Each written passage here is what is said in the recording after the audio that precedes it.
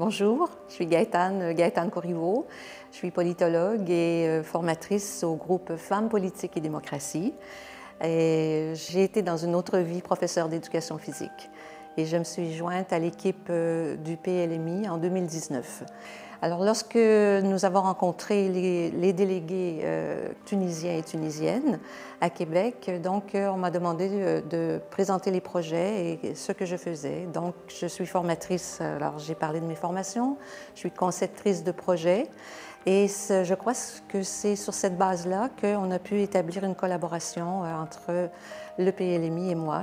Et pourquoi cette adhésion-là? C'est parce que ça épousait la même cause que la mienne, celle que je défends depuis toujours, soit l'égalité entre les femmes et les hommes. Parce qu'au Québec, au Canada et ailleurs dans le monde, parfois on dit que l'égalité est déjà atteinte, sauf que c'est un mythe à déconstruire.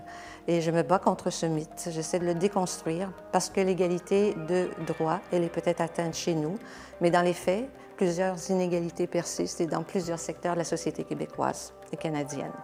Donc, de voir qu'en Tunisie, on avait ce projet de renforcement des capacités des femmes, de leur leadership et surtout qu'avec le programme, ce programme de leadership municipal inclusif visait justement à accroître la présence des femmes et l'implication des femmes tunisiennes au sein de leur communauté. Tout a commencé dans nos bureaux à Québec.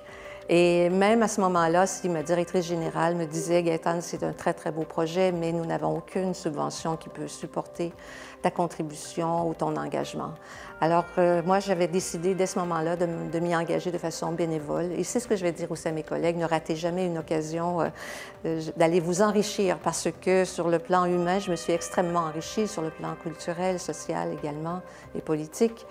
D'abord, je dois avouer ma totale ignorance de l'histoire, de votre riche histoire tunisienne, de la culture tunisienne. Et depuis mon adhésion au PLMI, j'essaie justement de faire mes devoirs. Alors, ce qui m'a beaucoup motivée, il y a eu cette révolution en 2011.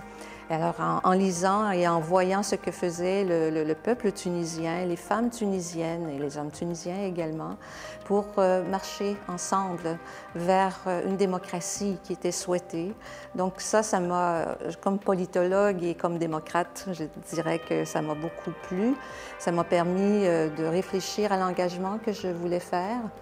Et c'est sur cette base-là, donc en suivant depuis 2011 tout ce qui a été fait, ici en Tunisie par rapport au projet qui a été subventionné et qui est sur le terrain, qui se déroule. Donc j'étais intéressée à poursuivre la même cause et à contribuer à la hauteur de ma petite expertise ou expérience. Je me suis beaucoup préparée justement parce que je voulais répondre, coller véritablement aux objectifs du projet, aux valeurs et aux convictions de ces femmes-là que je rencontrerais. Je savais qu'on collerait de cœur à cœur. Alors, de sorte que quand je me suis impliquée, c'est ce que j'ai rencontré sur le terrain. On arrive à la fin du projet et malgré tous les défis qui sont rattachés à la crise COVID et à l'instabilité politique du pays, de voir les réalisations qui ont été faites, que les défis ont été relevés avec brio par une équipe, oui, des équipes de PLMI, de SILG et justement de vos partenaires locaux, les femmes engagées, les maires, les mairesses, les conseillères, les conseillers et vos têtes de réseau dans les communes, les 8 communes qui ont été choisies. Donc, ça m'a permis de voir qu'à travers toutes les difficultés qui étaient présentes, les réalisations sont là. Je me dis, mais comment ils ont fait?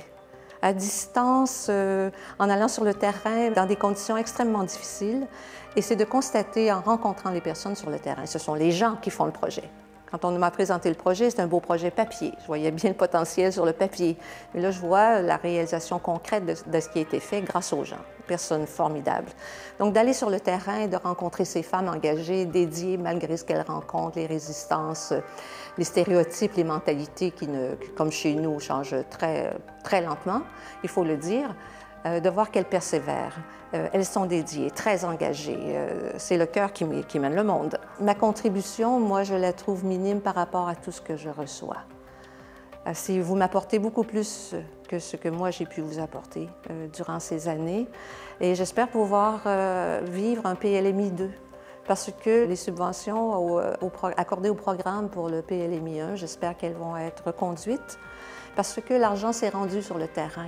Ici, je vois très bien qu'avec le peu de moyens quand même qu'il y avait sur le terrain, l'argent a été bien investi, très bien investi. Donc ça aussi, c'est un message plus politique, je dirais, mais quand même, je le dis, même à mon niveau. Comme je travaille de façon indépendante, je le dis, ça n'engage pas l'organisme pour lequel je travaille.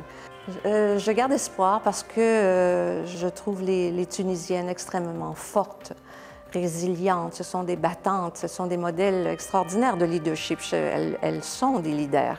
Certaines plus visibles que d'autres qui réussissent à être attirées dans la lumière qu'on veut bien mettre sur elles. Et surtout, je crois beaucoup en la jeunesse. Donc, les jeunes aujourd'hui, est-ce qu'elles vont accepter des reculs et des retours en arrière très marqués, ou si au contraire, ce qu'elles ont vécu en termes d'avancée, de progrès, de liberté? Alors ça, moi, j'ai espoir dans ces jeunes femmes-là aussi, dans les jeunes hommes aussi. Et malgré que nous, on a quand même des moyens quand même consistants pour travailler sur les avancées des femmes, les progrès, nous sommes toujours menacés. Les acquis sont très fragiles. Et c'est pour ça qu'on ne croit pas du tout à une trajectoire qui est linéaire et qui va se faire naturellement, de façon progressive. On ira toujours davantage vers plus de progrès. Non, je ne crois pas à cette vision des choses qui est très essentialiste et naturelle, parce qu'on a vécu des reculs en politique. Au niveau provincial, dans les années 2000, il y a eu des avancées en termes de pourcentage de femmes députées, il y a eu des reculs. Les avancées au niveau municipal, c'est extrêmement lent du côté des maires, des mairesses. Il n'y a que 23% de femmes élues qui sont mairesses.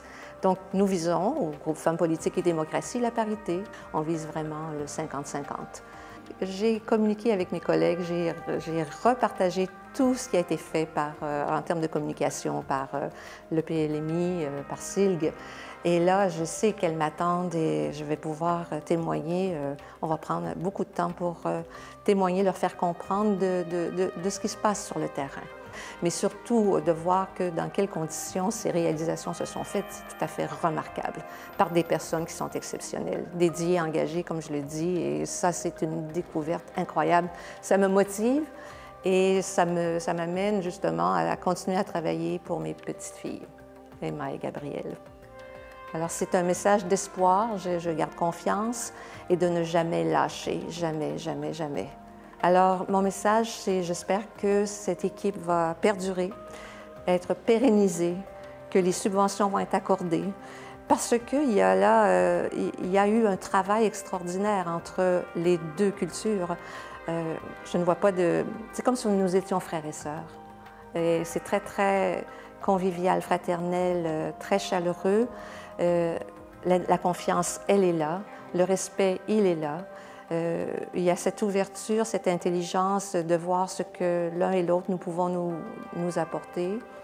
Et moi, j'espère que les subventions seront reconduites parce que c'est un très, très bel investissement, c'est un enrichissement pour nous, comme pour vous et pour le monde entier.